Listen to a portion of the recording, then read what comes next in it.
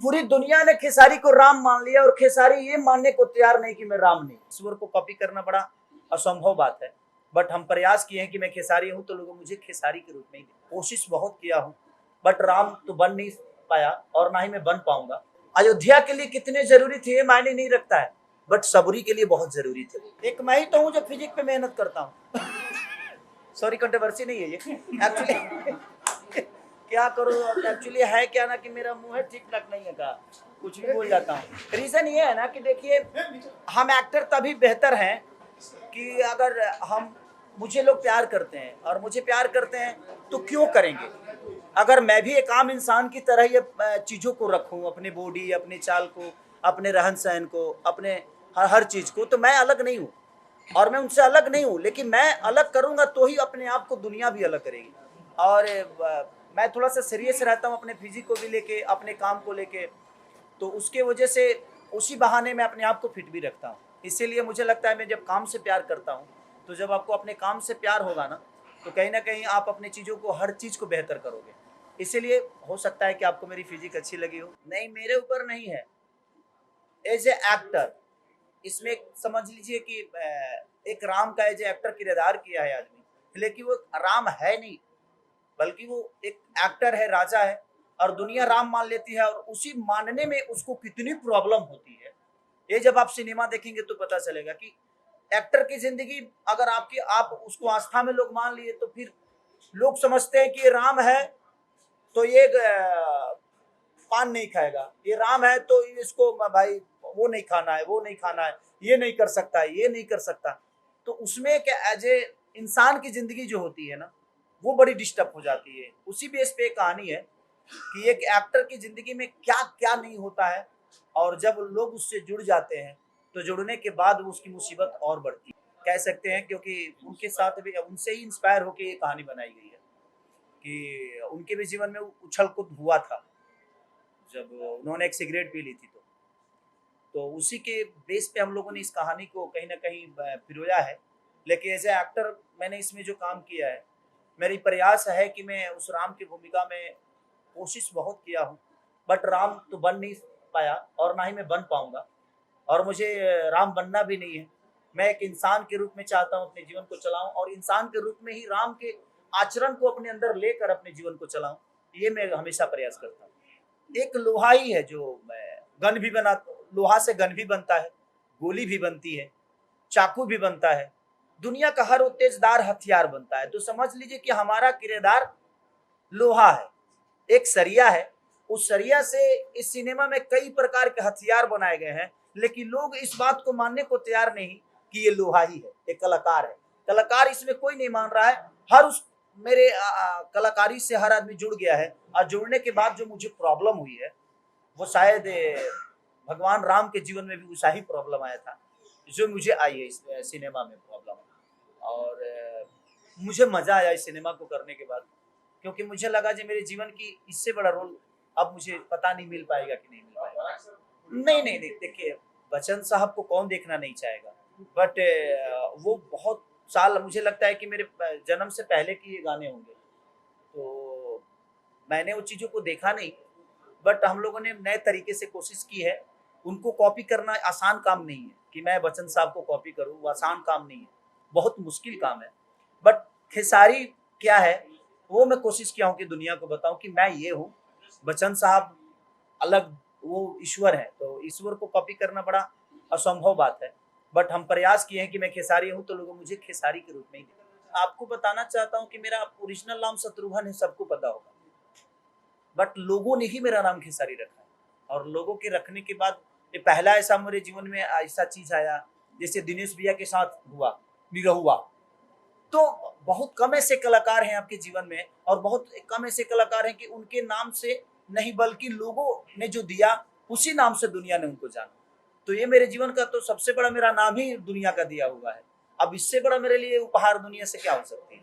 एक बड़े कैनवास की बहुत जरूरत थी, और एक बड़े कैनवास को हमेशा एक बड़ा हीरो, एक बड़ा सुपरस्टार चाहिए होता है। तो केसारी जी से हमेशा डिस्कशन करते थे हम लोगों ने, जैसे कि हम लोग के एक बड़े कैनवास की जो शुरुआत भोजपुरी से हुई, संघर्ष 2।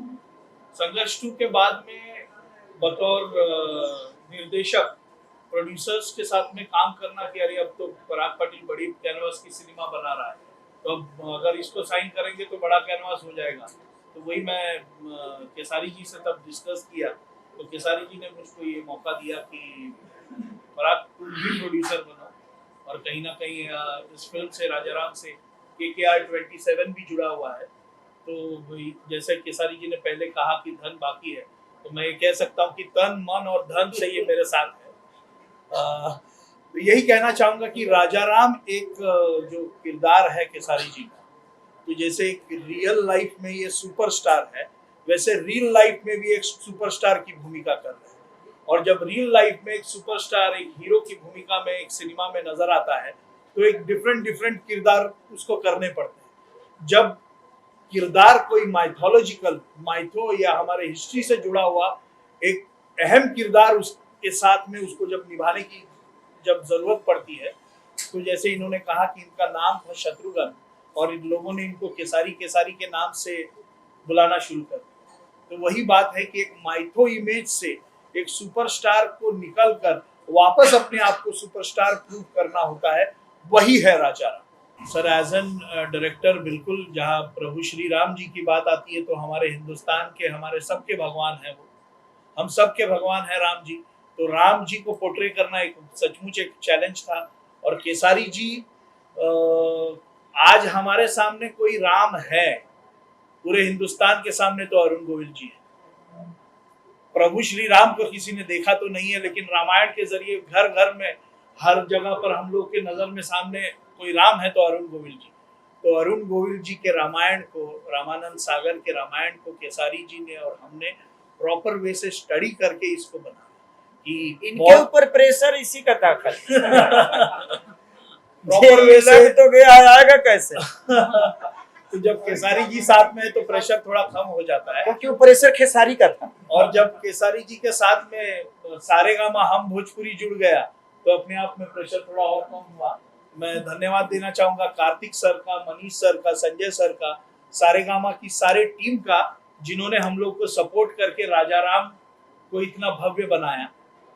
तो इस कहानी का सबसे बड़ा सार बता रहा हूं आपको जी, कि पूरी दुनिया ने खेसारी को राम मान लिया और खेसारी ये मानने को तैयार नहीं कि मैं राम नहीं। बस सीधा है कि मैं मानने को तैयार ही नहीं, मैं अपने आप को कलाकार मान रहा हूं और दुनिया मुझे राम बना के बैठी हुई। बहुत अच्छा अनुभव रहा था। और मुझे जब मैंने इंटरव्यू दिया था कि खेसारी भैया मुझे आपके साथ काम करना है, अगर आप इंटरव्यू देख रहे हैं, तो मुझे नहीं पता था कि 1 महीने के अंदर में वो चीज़ मेरी पूरी हो जाएगी और मुझे लुक टेस्ट के लिए फ़ोन आ जाएगा। तो मैं बहुत लकी हूँ। एक न्यू कमर के लिए बहुत बड़ी बात होती है कि इतने बड़े कलाकार के साथ आप काम कर रहे हो, और स्क्रीन अगर थोड़ा सा भी आप शेयर करते हो तो बहुत बड़ी बात है इस कलाकार। सच पूछे तो हम राम कहीं नहीं बन पाएंगे। हम राम के विचारधारा को अपने अंदर लेके हमेशा रहे, क्योंकि मैं रामायण महाभारत को गाया भी हूँ, तो ये मुझे पता है कि सम्मान कैसे बड़ों का किया जाता है, आदर कैसे किया जाता है, एक माँ का सम्मान, एक पत्नी का सम्मान, कि राम से बढ़कर प्रेम किसी का हो ही नहीं सकता है। कि एक पत्नी के लिए वो रावण से लड़ जाते हैं, विदाउट सेना, विदाउट चीजें, निर्बल को बल दे दिए। राम अयोध्या के लिए कितने जरूरी थे ये मायने नहीं रखता है, बट सबरी के लिए बहुत जरूरी थे। अयोध्या के लिए वो कुछ नहीं थे, बट सबरी के लिए बहुत कुछ थे। तो आपकी अहमियत दुनिया के लिए हो, वो आपका सबसे बड़ा जीत है। और राम की तरह, मैं क्या बोला कि राम की तरह जीना बहुत कष्टदायक है एक पारिवारिक जिंदगी में। और मैं कोशिश करता हूं कि जिस तरह राम ने अपने माँ बाप को सम्मान दिया, जिस तरह समाज को सम्मान दिया, जिस तरह अपने पत्नी को सम्मान दिया, वो सारी चीजें अपने अंदर उतारने की मैं कोशिश करता हूँ। और कुछ हद तक मैं कामयाब भी हूँ उस चीजों में। तो बड़ा बदलाव यही है कि राम की तरह ऐसा थोड़ी है। हाँ, नॉनवेज खाना तो मैं भी छोड़ ही दिया, और मुझे भी लगता है जो अब सेट में भी मुझे लगता है कि नॉनवेज पूरे राजा राम के सेट पे कभी नॉनवेज नहीं बना। चाहे इसके जब हम गाना शूट हुए तब भी, अच्छा कभी भी पूरे क्रू मेंबर ने नॉनवेज नहीं खाया। और हमने प्रयास की कि हद तक अगर हम आस्था से जुड़ के कोई काम कर रहे हैं तो हमें आस्था की तरह अपने आप को भी बना के रखना पड़ेगा। तो यही विषय था। और अब लोगों को कितना, मैं सीधा ही बताया ना कि दुनिया ने हमें राम मान लिया, लेकिन मैं ये मानने को तैयार नहीं कि मैं राम। इस कहानी का सबसे बड़ा सार यही है। कि एक कलाकार बोल रहा है कि मैं कलाकार हूं, दुनिया बोल रही नहीं तू राम। अब उसी में गाड़ी फंसती है, उसी में क्या क्या नहीं होता है। इस आदमी को लोगों का कच्छा तक धोना पड़ता है।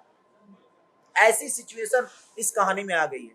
तो वही विषय है कि एक कलाकार बोल रहा है कि मैं कलाकार हूं और दुनिया बोल रही नहीं तू राम, और उसमें फंसता है। और हमारी जिंदगी कितनी उछल पुछल होती है, और लास्ट में इसको मानना पड़ता है कि नहीं, उससे बढ़कर किरदार नहीं हो सकता। ये तो रही बात एल्बम की, लेकिन ये गाना तो बहुत आइकॉनिक गाना है जो उन्होंने गाया, जिस तरह से उन्होंने उसको निभाया, आई थिंक इट्स कमेंडेबल।